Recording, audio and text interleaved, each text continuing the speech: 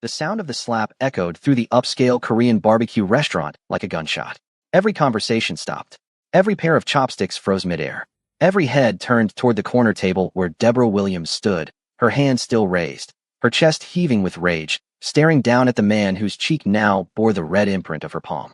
The man sat perfectly still, his expensive suit unmarred, his cold eyes widening just a fraction. He touched his face slowly, as if he couldn't quite believe what had just happened. Around them, the other diners looked on in horror. A waiter dropped a tray. The crash of breaking plates punctuated the silence. Deborah's voice cut through the shocked quiet, sharp and clear. "I don't care who you think you are. You don't get to treat me like I'm nothing." The man, Bae Chan-wook, simply stared at her. His jaw clenched. His fingers curled into a fist on the table. But he said nothing. He just watched her with those dark, unreadable eyes as she ripped off her apron and threw it on the floor. "I quit," Deborah announced to the restaurant manager who had materialized beside the table, his face drained of all color. She walked toward the exit, her head held high, refusing to look back even as she felt the weight of every stare burning into her back. The automatic door slid open, and she stepped out into the cold Seoul night, her hands trembling with adrenaline. Behind her, inside the restaurant, Chan-wook finally moved. He picked up his napkin, dabbed at his mouth with careful precision, and stood. The manager rushed over, bowing so low his forehead nearly touched the table. "Mr. Bae, please. I am so sorry. She is new. She didn't know who you were. Please forgive."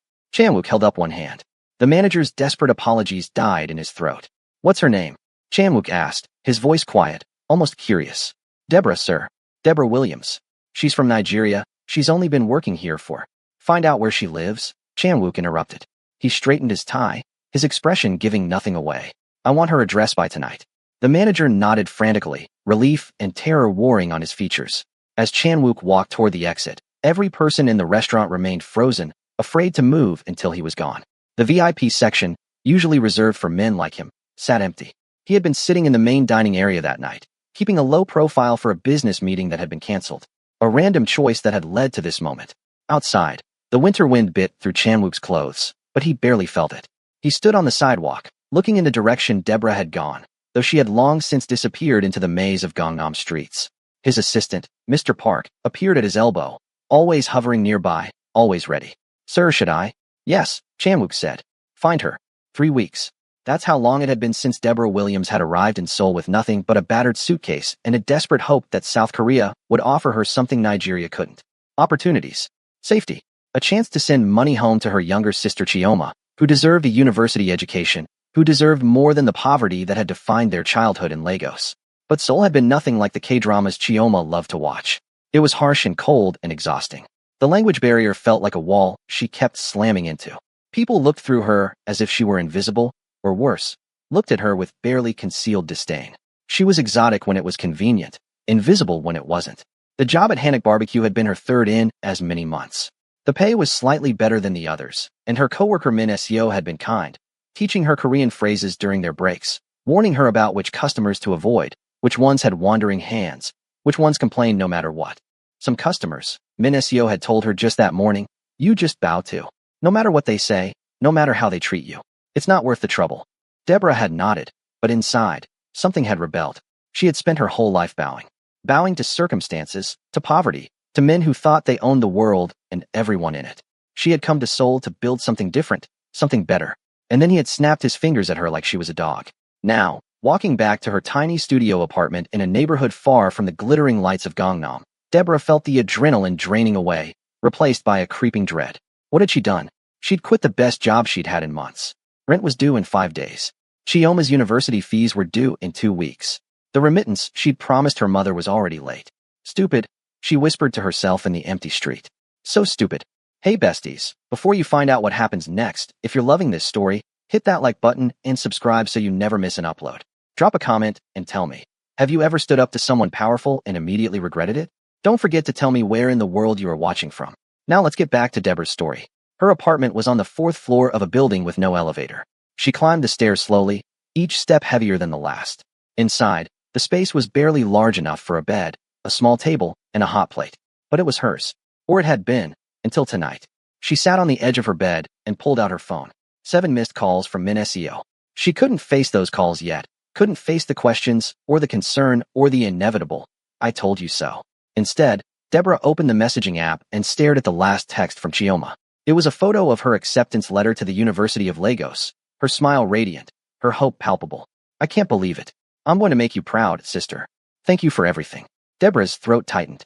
She had worked herself to exhaustion for that smile, for that future. And now, because she couldn't control her temper for one more minute, because she had to prove a point to some arrogant businessman who probably wouldn't even remember her face tomorrow, she had thrown it all away. She typed out a message. Chioma, there might be a delay with the money. Don't worry, I'll figure it out. She deleted it before sending. She couldn't do that to her sister. Not yet. Not until she had exhausted every other option. Her phone buzzed. Minesio again. This time, Deborah answered. Are you insane? Minesio's voice was frantic, speaking in rapid Korean before switching to English. Deborah, do you have any idea what you've done? Do you know who that man was? Some rude businessman who thinks money means he can treat people like trash, Deborah said, her voice flat. That wasn't just some businessman. Minesio's voice dropped to a terrified whisper. That was Bae Chanwook. Do you understand? Bae Chanwook. The name meant nothing to Deborah. She said as much. Minesio made a sound somewhere between a laugh and a sob. Deborah, he's one of the most powerful men in Seoul. His family controls half of Gangnam. They own businesses, buildings, people. They're connected to everything. The kind of people you don't cross. Ever. Deborah's stomach dropped. Connected? You mean like? Yes, Minesio hissed. Like that. And you slapped him. In front of everyone. Oh God. Deborah, you need to leave Seoul. Tonight. Get on a plane and go back to Nigeria before. Before what? Deborah demanded, but her voice shook. I don't know. But nothing good happens to people who disrespect men like that. Maybe he'll blacklist you from every job in the city. Maybe worse. I've heard stories.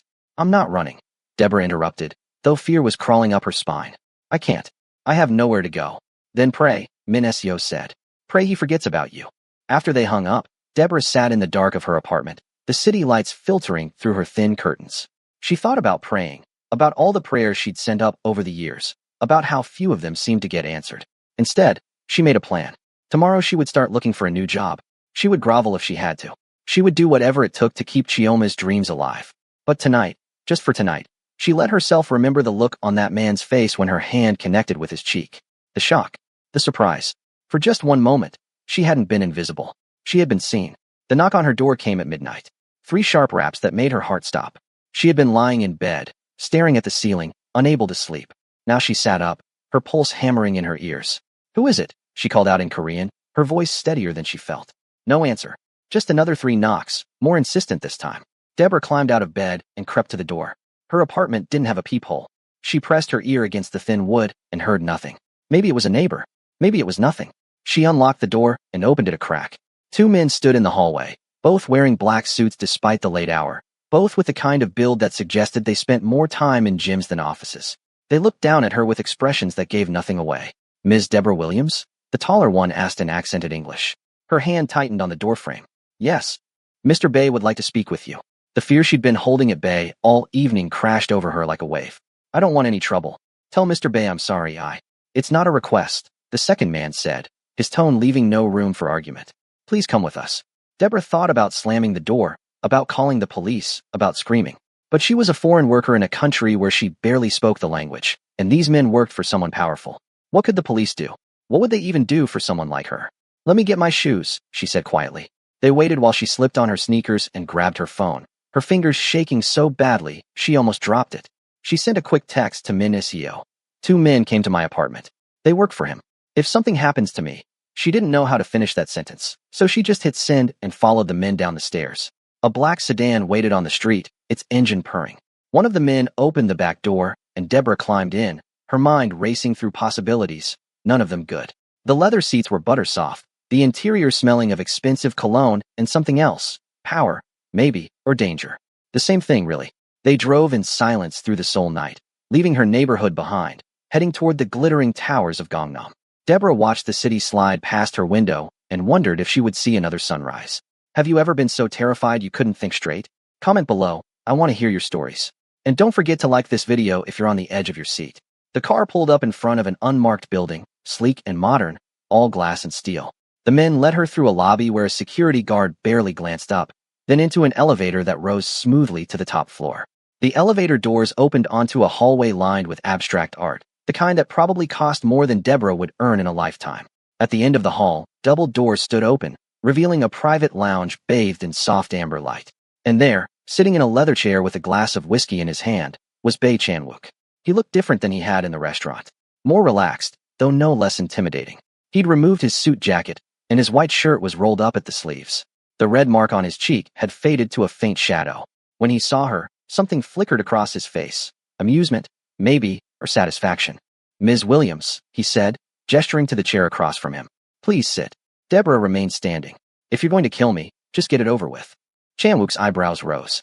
Then, to her complete shock, he laughed. It was a genuine sound, surprised out of him, and it transformed his entire face. "Kill you? Is that what you think this is?" "I don't know what this is," Deborah said, crossing her arms over her chest to hide how badly her hands were shaking. "Your men dragged me out of my apartment in the middle of the night. What am I supposed to think?" "They didn't drag you," Chan-wook pointed out. "You came willingly. Because I didn't have a choice." "There's always a choice," he said, his tone becoming more serious. He set down his glass and leaned forward, studying her with those dark eyes. "You made one tonight at the restaurant. A very interesting choice." Deborah said nothing. Her heart was still pounding, but now confusion was mixing with the fear. This wasn't going how she'd expected. Not that she'd known what to expect. "Do you know," Chan-wook continued, "how long it's been since someone raised their voice to me, let alone struck me?" "I'm guessing not recently," Deborah said, her voice dripping with sarcasm despite her fear. 7 years, Chan-wook said. 7 years since anyone dared. "And that person," he paused, something dark crossing his face. "That person is no longer a problem. But you? You're different." "How?" Deborah demanded. "How am I different?" "You're either incredibly brave or incredibly stupid," Chan-wook said, echoing words that would later become significant. "I haven't decided which yet." "You had no idea who I was, did you?" "No," Deborah admitted. "But it wouldn't have mattered. You were rude. You treated me like I was beneath you, like I was nothing. I don't care how much money you have, or how much power you think you have. Nobody gets to do that to me." Chan-wook sat back, a small smile playing at the corners of his mouth. "Everyone apologizes to me, Ms. Williams. Everyone. Kings, politicians, CEOs, they all bow and scrape and tell me how sorry they are for whatever microscopic offense they think they've committed. But you? You quit your job and walked away like I was the one who should be apologizing." "You should be," Deborah shot back. The smile widened. "Perhaps, but that's not how my world works." "Then your world is broken," Deborah said. For a moment, Chan-wook just looked at her, his expression unreadable. Then he stood, moving to the floor-to-ceiling windows that overlooked the Seoul skyline. "My world, as you call it, is complicated. I am the head of the Baekdu faction. Do you know what that means?" Deborah shook her head, though dread was pooling in her stomach. "It means I control significant portions of this city. Construction, entertainment, security, imports. If it happens in Gangnam, I either own it or I take a percentage. It also means," he turned back to face her, "that I am not a good man. I do things that would horrify you. I make decisions that destroy lives. People fear me because they should." "Why are you telling me this?" Deborah whispered. "Because I want you to understand what you've walked into," Chan-wook said. "I could have you deported with one phone call. I could have you blacklisted from every business in Seoul. I could make you disappear, and no one would ask questions." He paused, letting that sink in. "But I'm not going to do any of those things." "Then what do you want?" Chan-wook returned to his chair, picking up his whiskey and taking a slow sip before answering. "My grandmother is a traditional woman. Very traditional. She believes a man my age should be married, should be building a family, should be bringing honor to our name through a proper union. She's been pressuring me for years." Deborah blinked, completely lost. "What does that have to do with me?" "I've brought women home before," Chan-wook continued as if she hadn't spoken. "Beautiful women, educated women, women from good families. My grandmother can smell a fake from a kilometer away. She knows they're after my money or my influence or my name. She dismisses them all within minutes." "Good for her," Deborah said, still not understanding. "I need someone real," Chan-wook said, finally getting to the point. "Someone who doesn't want anything from me, who isn't impressed by who I am, who will sit at my grandmother's table and be exactly who they are. Someone who, if my grandmother asks them a difficult question, won't simper and lie." Understanding dawned slowly, horribly. "You want me to pretend to be your girlfriend?" "One dinner," Chan-wook said. "This Sunday. That's all. You show up, you be yourself, you sit through one meal with my family, and then you walk away." In exchange, he pulled a folded paper from his pocket and slid it across the table. Deborah picked it up with trembling fingers and unfolded it. It was a bank transfer form. The amount made her vision blur. 20 million won, she breathed. That was enough to pay her rent for 6 months, to send Chioma to university, to send money home to her mother, to finally stop drowning for just a moment. "That's for one dinner," Chan-wook said. 3 hours of your time. You sit, you eat, you make conversation, you leave. Simple.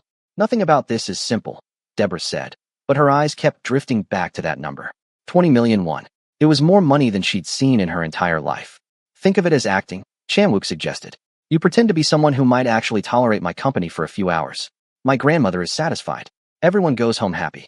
And you get enough money to solve whatever problems brought you to Seoul in the first place. Deborah's mind raced. This was wrong on so many levels. It was a lie. It was taking money under false pretenses. It was stepping into a world she didn't understand, with a man who had just admitted to being dangerous. But it was also the answer to every prayer she'd whispered into the dark. It was Chioma's education. It was her mother's medical bills. It was not being evicted next week. Why me? She asked, stalling, trying to think clearly. You could hire any actress in Seoul to do this. Because actresses are trained to lie convincingly, Chanwook said. My grandmother would see through them in seconds. But you? You don't know how to be anything but honest. Even now, I can see you thinking about how wrong this is, how you shouldn't do it. That authenticity is exactly what I need. One dinner, Deborah repeated slowly. And then we never see each other again. One dinner, Chanwook confirmed. You show up at my family estate this Sunday at 6 p.m. You stay until 9 p.m. Then you leave. The money appears in your account the next morning, and you go back to your life. We'll probably never cross paths again in this city. Deborah looked at the bank form again, at the zeros that could change everything. She thought about Chioma's acceptance letter, about her mother's tired voice on their last phone call, about the landlord who'd been leaving increasingly aggressive notes on her door. She thought about slapping this man just hours earlier, about how she'd felt powerful for exactly one moment before reality came crashing back. I need more than that, she heard herself say. If I'm going to lie to your grandmother, if I'm going to sit at your family table and pretend to be something I'm not, I want enough to matter. 30 million won. And I want half up front.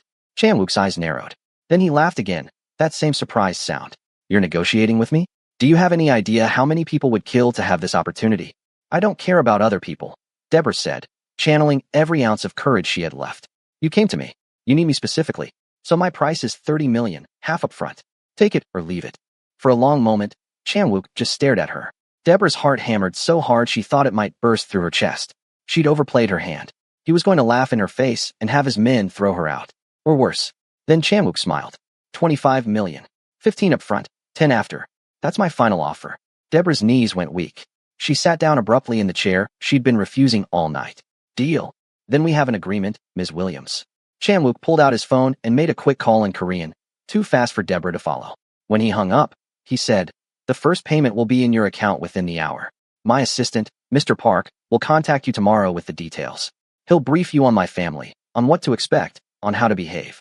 I know how to behave, Deborah said, some of her spirit returning now that the shock was wearing off. I'm sure you do, Chanwook said dryly. But there are cultural specifics you'll need to know. Korean family dinners have rules, especially in traditional families like mine. Mr. Park will help you navigate them. Deborah nodded, still not quite believing this was happening. Can I ask you something? You've asked me several things already, Chanwook pointed out, but he gestured for her to continue. That man you mentioned, the one who raised his voice to you 7 years ago. What happened to him? Chanwook's expression went cold, all traces of amusement vanishing. He learned that there are consequences for disrespect in my world. But unlike you, he knew exactly who I was when he chose to cross me. That makes all the difference. So I'm only alive because I was ignorant? Deborah asked, not sure if she should be offended or relieved. You're alive, Chanwook said, because you were honest. You didn't know who I was, so you treated me exactly how you treat any rude customer. There's something refreshing about that. Something I haven't experienced in a very long time. He stood, signaling that the meeting was over. My men will drive you home. Get some rest, Ms. Williams. Sunday will be more challenging than you think. Deborah stood as well, her legs still shaky. Just one thing. At this dinner, do you want me to act like I like you? Or can I be honest about that too? Chanwook's smile returned, sharp as a blade. My grandmother values honesty above all else. If you act too affectionate, she'll know it's fake. Be yourself. That's all I'm asking. Even if myself thinks you're arrogant and rude, especially then, Chanwook said, she'll find that far more believable than if you pretend I'm perfect. If you're loving this wild ride, show some love with a like. And drop a comment. Would you have taken Chanwook's deal? Let me know below. The drive back to her apartment felt surreal. Deborah kept checking her phone, waiting for the bank notification, half convinced this had all been some elaborate prank. Then her phone buzzed. She opened her banking app with trembling fingers and stared at the number. 15 million won had appeared in her account like magic, like a miracle, like a deal with the devil. She sat in the back of the sedan, watching the city lights blur past, and wondered what she'd just agreed to. One dinner. Just one dinner with a dangerous man and his traditional family. How hard could it be? The next morning, Deborah woke to 17 missed calls and 32 text messages, most of them from Mafia. She scrolled through them. Are you alive? Please tell me you're okay. I'm calling the police. Deborah, answer your phone. She called Mafia back before her friend could actually involve the authorities. Oh, thank God. Mafia breathed when she answered. What happened? Where did they take you? Did he hurt you? I'm fine, Deborah said, sitting up in bed and rubbing her eyes. Sunlight streamed through her window, bright and ordinary, making last night feel even more unreal. Actually, I'm better than fine. She explained the deal, leaving out the specific amount, but mentioning that she'd been hired for a family dinner. Mafia listened in stunned silence. You're going to have dinner with Bae Chanwook's family? Mafia finally said. Deborah, do you understand how insane that is? These aren't normal people. This isn't a normal situation. I know, Deborah said. But it's one dinner. And the money, Mafia, it's enough to change my life. I can send my sister to university. I can actually breathe for once. If you survive, Mafia muttered. Promise me you'll be careful. Promise me you'll call me the second it's over. I promise, Deborah said. At 10 a.m., her doorbell rang. Deborah answered it to find a well-dressed man in his 40s, his expression professionally neutral, holding a leather briefcase. Ms. Williams? I'm Mr. Park, Mr. Bae's personal assistant. May I come in? Deborah stepped aside, suddenly very aware of how tiny and shabby her apartment looked. Mr. Park didn't seem to notice or care. He set his briefcase on her small table, opened it, and pulled out a tablet and several folders. We have 4 days to prepare you, Mr. Park said without preamble. That's not much time, but it will have to do. Let's begin with the family structure. For the next 2 hours, Mr. Park walked Deborah through the intricacies of the Bae family. Chanwook's father had died 5 years ago in what Mr. Park delicately called a business dispute. Chanwook had taken over at 26, younger than anyone expected, and had consolidated power ruthlessly. His grandmother, matriarch of the family, lived in the ancestral estate in Bukshan and held enormous influence over family decisions. She's traditional in every sense, Mr. Park explained. She values respect, honesty, and strength of character above all else. She despises weakness and she absolutely hates liars. What about Chanwook's mother? Deborah asked. Deceased, Mr. Park said shortly. Cancer, when he was 15. His grandmother raised him after that. There were also uncles, aunts, and cousins to remember. Uncle Kyung-soo, who had expected to take over after Chanwook's father died and still resented being passed over. Aunt Min-young, who cared more about appearances than substance. Various cousins and associates who would all be watching, judging, looking for weaknesses. They're going to hate me, Deborah said, feeling overwhelmed. Probably, Mr. Park agreed. You're a foreign woman with no family connections, no wealth, no status. By their standards, you're completely unsuitable. But that works in our favor. How? Because the grandmother doesn't care about their standards, Mr. Park said with a small smile. She cares about whether you're real. Everything else is noise. Next came the cultural briefing. Korean dining etiquette, especially in traditional settings, was complex. Wait for elders to begin eating. Never pour your own drink. Use both hands when receiving or giving something to an elder. Don't stick your chopsticks straight up in your rice. The list went on and on. What if I mess up? Deborah asked, her head spinning. You probably will, Mr. Park said bluntly. You're not Korean. They'll expect mistakes. What matters is how you handle them. Apologize sincerely, accept correction gracefully, and move on. Don't make excuses or get defensive. They practiced basic Korean phrases, greetings, thank yous, apologies. Deborah's Korean was still rough, but Mr. Park assured her that trying was more important than perfection. The grandmother will appreciate the effort, he said. It shows respect. On Saturday, the day before the dinner, Mr. Park arrived with a garment bag. Inside was a beautiful hanbok, the traditional Korean dress, in deep burgundy silk with delicate embroidery. It was the most expensive piece of clothing Deborah had ever touched. Mr. Bae thought you might not have appropriate attire, Mr. Park said. This belonged to his mother. The grandmother will recognize it. Deborah's hands stilled on the silk. Isn't that? Won't that be weird? Wearing his dead mother's clothes. In Korean culture, it's a sign of respect and connection, Mr. Park explained. It shows that you're being welcomed into the family, even temporarily. The grandmother will see it as a good omen. Or a cruel trick, Deborah thought, but didn't say. She tried on the hanbok with Mr. Park's help. The traditional dress was complicated, with multiple layers and ties. When she finally looked at herself in her tiny bathroom mirror, she barely recognized the woman staring back. The hanbok transformed her, made her look elegant and dignified, like she belonged in a world far removed from her cramped apartment. Perfect, Mr. Park said with satisfaction. Now, let's go over the family members one more time. You need to know who's who. Sunday arrived too quickly. Deborah spent the morning pacing her apartment, her stomach in knots, second-guessing every decision that had led to this moment. She'd been over the family tree so many times she could recite it in her sleep. She'd practiced her Korean greetings until her tongue hurt. She'd read and reread the etiquette rules Mr. Park had given her. But none of that prepared her for the reality of what she was about to do. At 5 p.m., the black sedan arrived. Deborah climbed in wearing the burgundy hanbok, her natural hair styled in a simple bun, her only jewelry a pair of small gold earrings her mother had given her before she left Nigeria. She'd decided against makeup. If they wanted real, she would give them real. The drive to Buckshin took 40 minutes through Sunday traffic. Deborah watched the city change around her, modern high-rises giving way to traditional neighborhoods where Hanok houses with their distinctive curved roofs lined narrow streets. This was Old Seoul, the soul of history and tradition, worlds away from the neon chaos of Gangnam. The Bay family estate sat behind high walls, invisible from the street. The sedan pulled through iron gates that swung open automatically, and Deborah got her first look at where Chanwook had grown up. The main house was a traditional Hanok but massive, sprawling across the property with multiple wings and courtyards. Even in the fading daylight, it was breathtaking. Mr. Park met her at the entrance. "Remember," he said quietly, "be yourself. Don't try to impress them. Just survive the next 3 hours." "That's not as reassuring as you think it is," Deborah muttered, but she followed him inside. The interior was a perfect blend of traditional and modern, wooden beams and paper screens mixed with contemporary furniture and art. They walked through several rooms before reaching a formal dining room where the family was already gathering. Deborah's heart hammered as she stepped inside. Chanwook saw her first.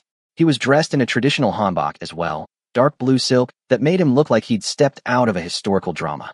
Something flickered in his eyes when he saw her. Surprise, maybe, or approval. But his expression remained neutral as he approached. "Ms. Williams," he said formally. "Thank you for coming. Please, meet my grandmother." An elderly woman sat at the head of the low dining table, her back straight despite her age, her eyes sharp as knives. She wore a traditional hanbok in pale gray silk, her white hair pulled back in an elegant bun. This was the matriarch, the woman who held the family together, the woman Deborah needed to convince. Chanwook spoke to his grandmother in Korean, introducing Deborah. The old woman's gaze traveled over Deborah slowly, taking in every detail, the hanbok, the simple hairstyle, the nervousness Deborah couldn't quite hide. Then she spoke, her voice strong despite her years. "She says she recognizes the hanbok," Chanwook translated. "She's asking where you got it." "Your mother's," Deborah said softly, then repeated it in careful Korean. "Chanwook's mother." The grandmother's eyes widened slightly. She said something else, longer this time, her tone impossible to read. "She wants to know why you agreed to wear it," Chanwook translated. "She says most women would be uncomfortable wearing a dead woman's clothes." Deborah took a breath and answered as honestly as she could, mixing English and broken Korean. "Because it's beautiful. Because it's an honor.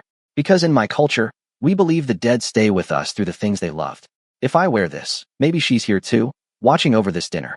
Chanwook translated, and for the first time, the grandmother smiled. It transformed her severe face, made her look almost gentle. She gestured to the empty spot beside her, speaking rapidly. "She wants you to sit next to her," Chanwook said, and Deborah could hear the surprise in his voice. That's unusual. That's a place of honor." Deborah moved to the indicated spot, kneeling carefully in the hanbok. The grandmother reached out and patted her hand, saying something soft that Chanwook didn't translate. Around the table, the other family members were arriving, and Deborah could feel their stares like physical weight. Uncle Kyung-soo arrived first, a man in his 50s with Chanwook's sharp features, but none of his controlled intensity.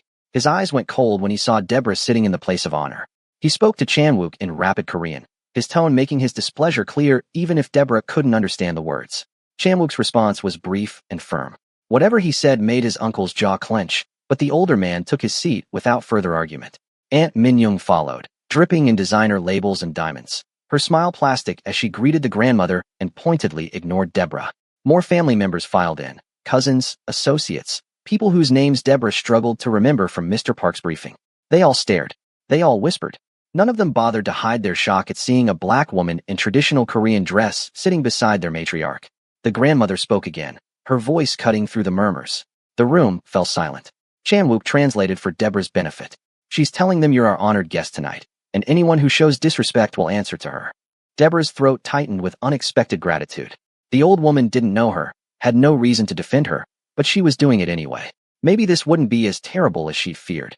Then the interrogation began. The meal was elaborate, course after course of traditional Korean dishes that Deborah barely tasted because she was so focused on not making mistakes.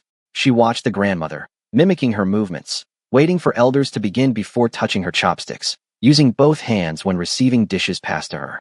Between courses, the questions came. The grandmother asked them in Korean, and Chan-wook translated, though Deborah suspected his translations were sometimes softer than the original words. How did you meet my grandson? Deborah had prepared for this one. At the restaurant where I worked. He came in for dinner. And he noticed you? The grandmother's eyebrow rose skeptically. Not in a good way, Deborah admitted. We had a disagreement. Chan-wook's lips twitched. He clearly remembered that disagreement. The grandmother noticed, and said something that made him actually laugh. She wants to know what you disagreed about, he translated. Deborah met the old woman's eyes. About respect. About how people should be treated, regardless of their position. The grandmother's expression sharpened with interest. She asked another question. She wants to know who won the disagreement, Chan-wook said. I did, Deborah said. Obviously, since I'm here. The grandmother laughed, a sound like dry leaves rustling. She said something lengthy, gesturing between Deborah and Chan-wook. She says a woman who can stand up to my grandson is either very brave or very foolish, Chan-wook translated. But either way, she's interesting. Across the table, Uncle Kyung-soo cleared his throat. When he spoke, his English was accented but clear. What do you want from my nephew, Ms. Williams? Money? Status? A way to stay in Korea? The table went quiet. The grandmother frowned at her son, but she didn't stop him. This was a test, Deborah realized. They all wanted to know. Right now? Deborah said carefully. I want to get through this dinner without embarrassing myself. Beyond that, I want to send my sister to university. I want to help my mother pay her medical bills. I want to not worry about rent every month. I want what everyone wants, to take care of the people I love. And you think my nephew can give you these things? Uncle Kyung-soo pressed. I think, Deborah said, her voice steady despite her racing heart, that your nephew and I have an arrangement that benefits both of us. What that arrangement is between us. Aunt Min-young laughed, sharp and mocking. An arrangement? How modern. Tell me, dear, do you even know what family you've walked into? Do you know what business we're in? Min-young, the grandmother said sharply in Korean. Whatever else she said made the aunt's mouth snap shut. But the damage was done.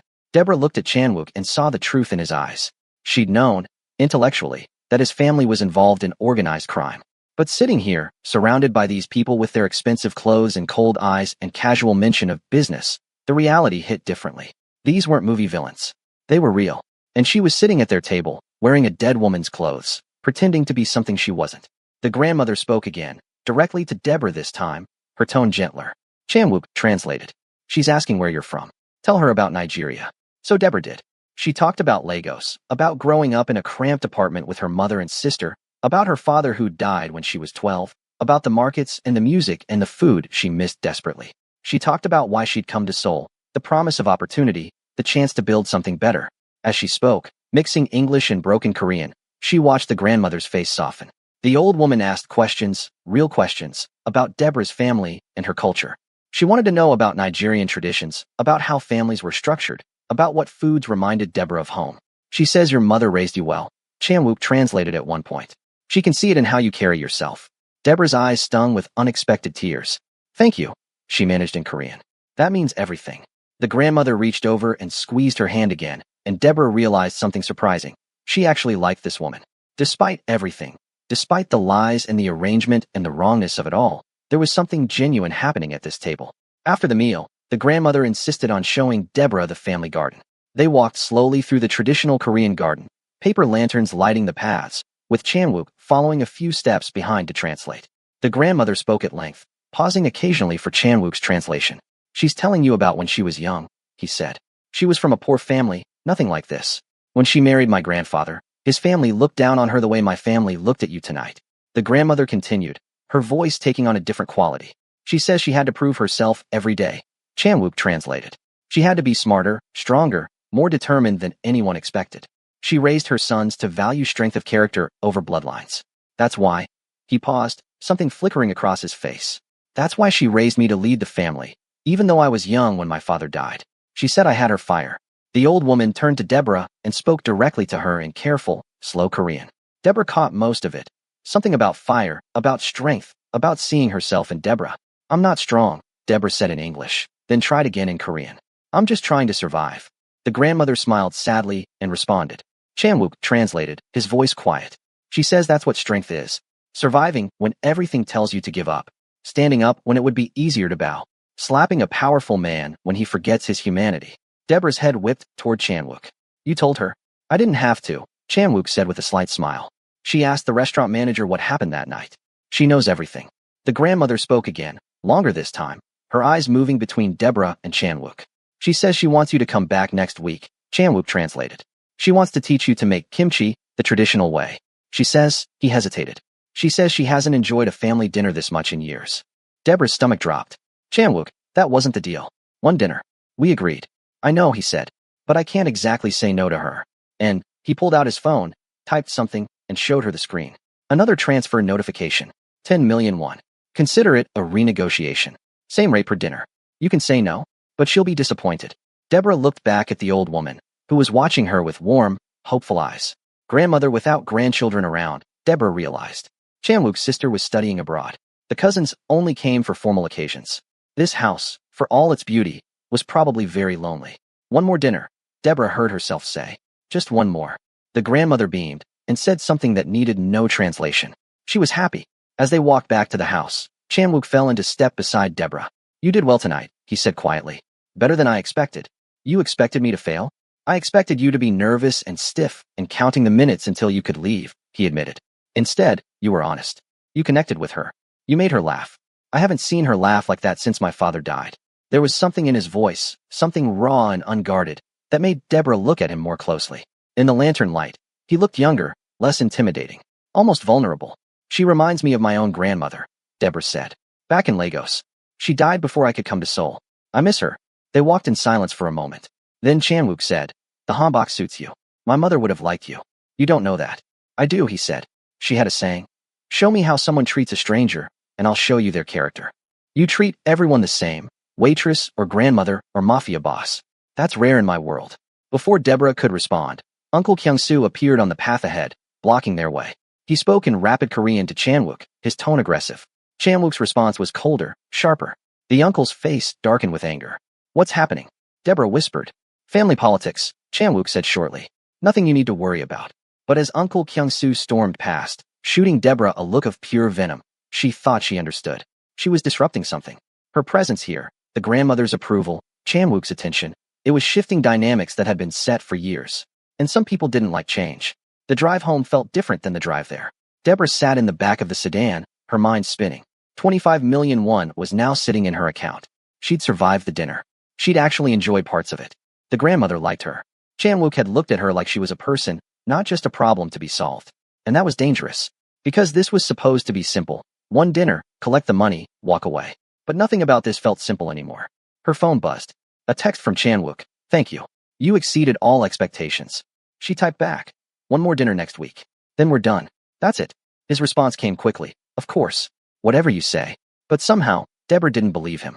And the scarier part was, she wasn't sure she believed herself either. What would you do in Deborah's position? Would you walk away now, or keep going? Drop your thoughts in the comments. And if you're invested in this story, hit that subscribe button. You won't want to miss what happens next. The following week passed in a strange haze. Deborah found a new job at a coffee shop. Nothing glamorous, but honest work. She sent money to Chioma, enough to cover the entire semester, and listened to her sister's tearful, joyful thanks over the phone. She sent money to her mother for medications and house repairs. For the first time since arriving in Seoul, she wasn't drowning. She could breathe. She could actually think about the future instead of just surviving the present. But she couldn't stop thinking about Sunday. About the grandmother's warm hand on hers. About Chanwook's rare smile. About how, for those few hours, she'd felt like she belonged somewhere. Min Seo noticed the change. You seem different, she said during their coffee break. Lighter, maybe. Did something happen? Deborah wanted to tell her everything. But how could she explain something she didn't fully understand herself? Just got some good news from home, she said instead. My sister got into university. It wasn't a complete lie. Saturday came too quickly.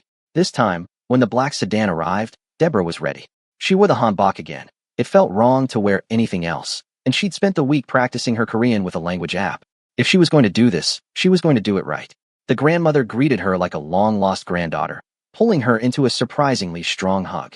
The kimchi-making lesson took place in the estate's enormous traditional kitchen, just the two of them and Chanwook occasionally translating when the grandmother's Korean got too fast. She's saying this recipe has been in our family for 4 generations, Chanwook explained as the grandmother mixed ingredients with practiced ease. Every woman who marries into the family learns it. She taught my mother. My mother was supposed to teach my wife, when I had one. The grandmother shot him a sharp look and said something that made him wince. What did she say? Deborah asked.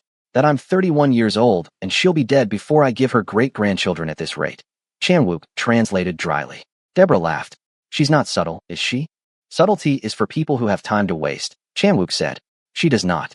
As Deborah learned to mix the spices, massage the Napa cabbage, pack the kimchi into jars just right, she felt something shift inside her. This wasn't about the money anymore. This wasn't about fulfilling an arrangement. This was about connection, about being taught something precious, about matching to someone. The grandmother spoke again, placing her weathered hands over Deborah's younger ones, guiding her movements. She says you have good hands, Chanwook translated. Strong but gentle. That's important for kimchi. Too rough, and you bruise the cabbage. Too gentle, and you don't mix the flavors properly. It's about balance. Like life, Deborah said softly. The grandmother nodded, understanding even though Deborah had spoken in English. Some things didn't need translation. Later, as they sat in the garden drinking tea, the grandmother asked Deborah about her sister. Chanwook translated the questions and answers, but Deborah noticed how his expression changed as she talked about Chioma's dreams of becoming a doctor, about her intelligence and determination, about how she was the first in their family to attend university. She says education is the greatest gift a family can give, Chanwook translated. She made sure all her grandchildren had the best schools, the best opportunities. She's glad your sister will have the same. It's because of you, Deborah said, looking at Chanwook. The money you paid me, most of it went to her tuition. Something complicated flickered across his face. I'm glad it's being put to good use. The grandmother spoke again, then stood, indicating she was tired and needed to rest. She hugged Deborah goodbye, holding on longer than necessary, then said something soft in Korean that Chanwook didn't translate. She just smiled and patted Deborah's cheek before shuffling toward the house. Deborah and Chanwook stood alone in the garden. The sun was setting, painting the sky in shades of orange and pink. Somewhere nearby, a fountain burbled peacefully. What did she say? Deborah asked. At the end, Chanwook was quiet for a long moment. Then, she said, don't let this one go. She's the real thing. Deborah's breath caught. Chanwook. I know, he said quickly. I know this is just an arrangement. I know you're doing this for the money. I'm not asking for anything more. But I need you to understand something. He turned to face her fully, and the vulnerability in his eyes was startling. My grandmother is dying. Cancer. The doctors give her 6 months, maybe less. She doesn't know I know. She hasn't told the family yet. But I see it. The way she tires easily. The medication she thinks I don't notice. The weight she's losing. Deborah's hand flew to her mouth. Oh God. These dinners, this time with you. It's the happiest I've seen her in years, Chanwook continued. I know I'm asking too much. I know this wasn't the deal. But please, keep coming. Not every week if you don't want to. But sometimes. Let her have this. You should have told me, Deborah said, tears pricking her eyes. You should have told me from the beginning. Would you have come if you'd known you were being used to comfort a dying woman? Deborah thought about it honestly. I don't know. Maybe not. It feels manipulative. It is manipulative, Chanwook agreed. Everything about this situation is manipulative. I'm paying you to pretend to care about my family. I'm using your financial desperation to bring happiness to my grandmother's last months.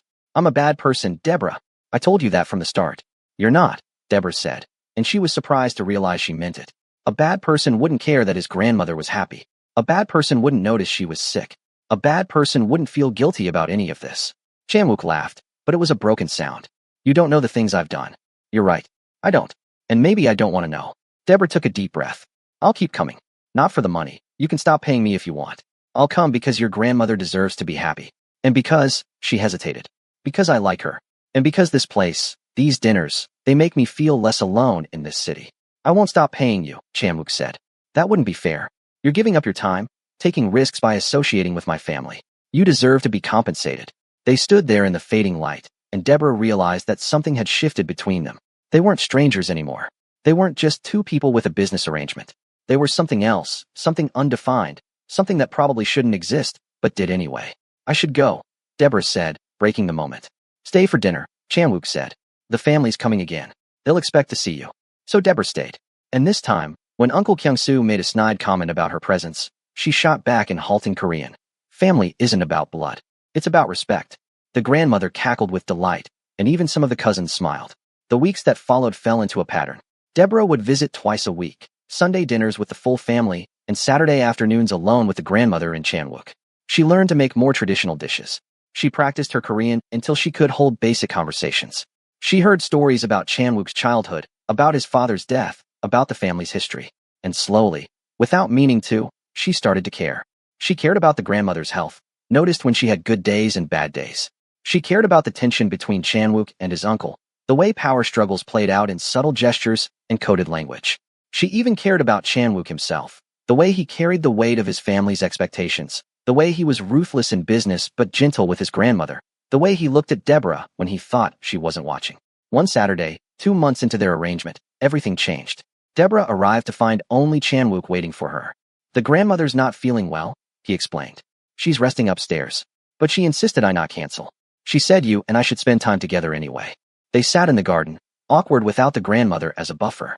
Chan-wook poured tea with careful precision, and Deborah noticed his hands were shaking slightly. Is she okay? Deborah asked. For now, Chan-wook said. But it's getting worse. The doctors want her to start more aggressive treatment, but she's refusing. She says she's lived enough, seen enough. She doesn't want to spend her last months sick from chemotherapy. What do you want? Deborah asked. I want her to live forever, Chan-wook said simply. But I don't get what I want. I never have. They sat in silence, drinking tea, listening to the fountain. Then Chan-wook said, Can I ask you something? And will you answer honestly? Maybe, Deborah said cautiously. Why do you really keep coming here?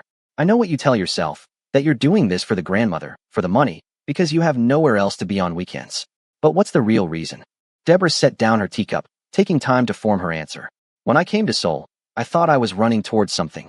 Opportunity, a better life, a future. But really, I was running away. Away from poverty, away from feeling trapped, away from being just another struggling girl in Lagos with no prospects. And I came here and realized that running away doesn't solve anything. You're just alone in a different place. She paused, gathering her thoughts. This house, your grandmother, even you. You make me feel less alone. For a few hours each week, I'm not a foreign worker who barely speaks the language.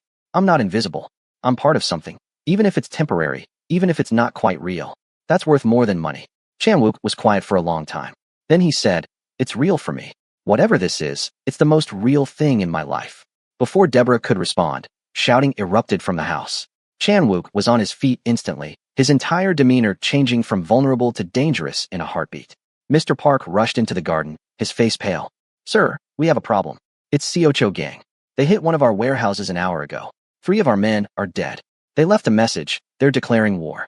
Deborah watched Chan-wook's face harden into something cold and terrifying. This was the man who ran organized crime in Gangnam. This was the man who made people disappear. For the past 2 months, she'd been seeing a different version of him, but now the mask was back. Mobilize everyone, Chan-wook ordered. I want locations, numbers, everything. They want war. We'll give them war. Sir, Mr. Park glanced at Deborah. Perhaps Ms. Williams should leave. If Seocho knows about her. They don't, Chan-wook interrupted. We've been careful. And even if they did, they wouldn't dare touch her. That would be too far, even for them. But something in Mr. Park's expression said he wasn't so sure. And Deborah, watching this unfold, realized that she'd been living in a bubble. She'd been playing house with a dangerous man, pretending that Sunday dinners and kimchi lessons were real life. But this was real life, violence and death and gang warfare. I should go, Deborah said, standing. No. Chan-wook's hand shot out, grabbing her wrist. Stay in the house. It's safer. My men are everywhere. Nothing will happen to you here. I'm not part of this world, Deborah said. I should never have pretended I was. You're part of it now, Chan-wook said, and there was something desperate in his voice. Like it or not, you're part of my life. And I protect what's mine. I'm not yours, Deborah said, pulling her wrist free. I'm not anyone's. She left the estate, despite Chan-wook's protests, despite Mr. Park's concerned face. She got in a taxi and went back to her apartment, her hands shaking, her mind reeling. She'd been foolish. She'd let herself care about a man who lived in a world of violence. She'd let herself pretend that they could have something real. That night, lying in bed, Deborah made a decision. No more dinners. No more pretending. She would send Chan-wook a message tomorrow, thank him for the money, and disappear from his life before things got more complicated. But she never got the chance to send that message. Because at 2 a.m., Min Seo called. Her voice panicked. Deborah, there are men watching your building. Black SUVs. They've been there for hours. Deborah's blood ran cold. She crept to her window and peered through the curtains. 2 black SUVs sat on the street below, their engines idling. Men stood nearby, smoking, watching the building entrance. Call the police, Min Seo urged. And tell them what? That men are legally parked on a public street. Deborah's mind raced. They're waiting for me to leave. They can't come in without making a scene, but the moment I step outside. Her phone buzzed with an incoming call. Chan-wook. Don't hang up, he said immediately. Seocho knows about you. I don't know how, but they know. My uncle, his voice was tight with rage. Uncle Kyung-soo has been feeding them information. He thought if they killed me, he'd take over the family. He told them you're my weakness. I'm not your weakness, Deborah said. We barely know each other. Tell them that, Chan-wook said. They've been watching you for days. They saw us together. They think taking you will draw me into a trap. Deborah's legs gave out. She sat hard on her bed. What do I do? Stay inside. I'm sending men to get you. 20 minutes. Chanwook. Please. And there it was again, that vulnerability she'd glimpsed in the garden. Please trust me. I can keep you safe, but you have to let me. Those 20 minutes felt like hours. Deborah packed a bag with shaking hands. Clothes, documents, phone charger. She called her sister, told her she loved her, promised everything was fine even though her voice cracked on the words. She called her mother and heard the worry in her voice even across the miles and continents. When Chanwook's men arrived, they came through the building's back entrance, moving with military precision. They surrounded Deborah, hustling her down the back stairs and into a waiting vehicle. As they pulled away, she saw the Siocho men react, jumping into their SUVs to follow. Don't worry, miss, the driver said in accented English. We lose them. And they did, through a series of turns and backstreets that left Deborah dizzy and disoriented. When they finally stopped, they were at the Bay family estate.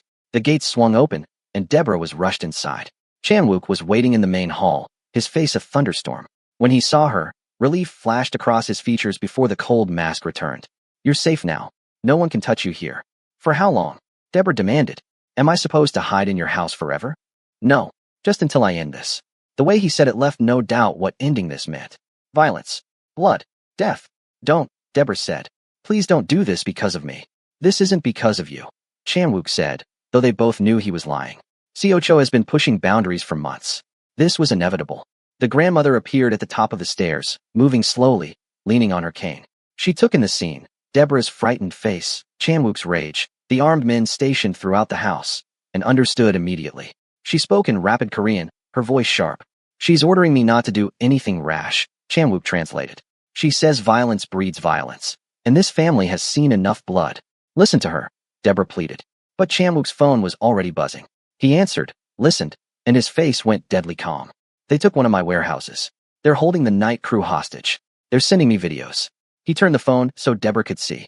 Men bound and kneeling, a message in Korean spray painted on the wall behind them. What does it say? Deborah whispered. Send us the girl, or they die, Chanwook translated. Your choice. The room went silent. Everyone was looking at Deborah. The grandmother was shaking her head, saying something firm in Korean.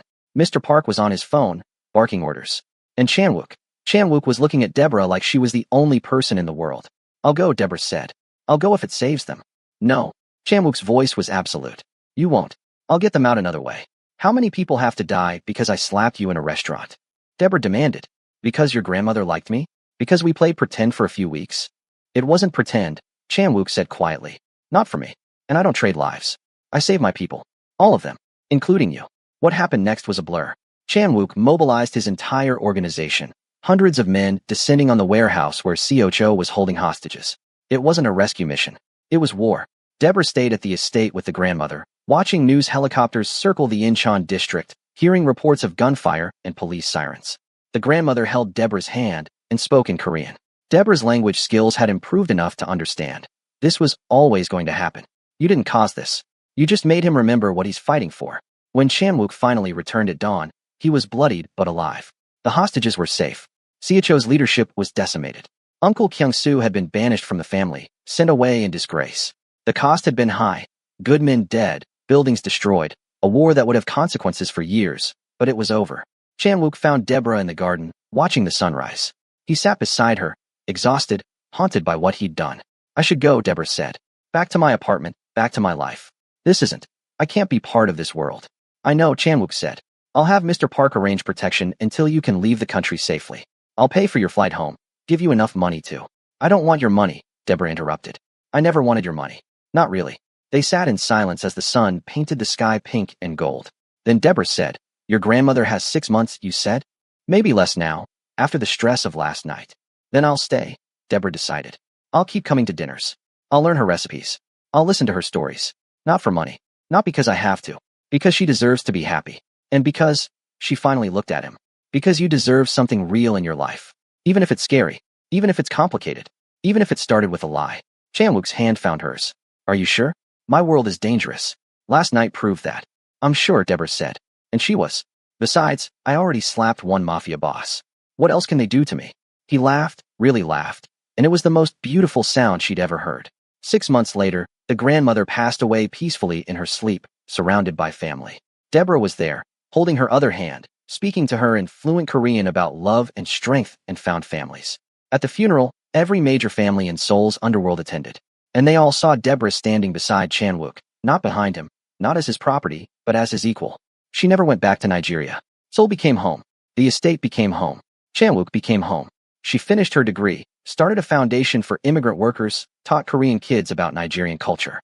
And every Sunday, she made kimchi the way the grandmother taught her, keeping the tradition alive. When people asked how they met, Deborah always smiled and said, "I slapped him in a restaurant. It was the best decision I ever made." And Chan-wook, standing beside her, would add, "She saw me when I was invisible to myself. She saved me.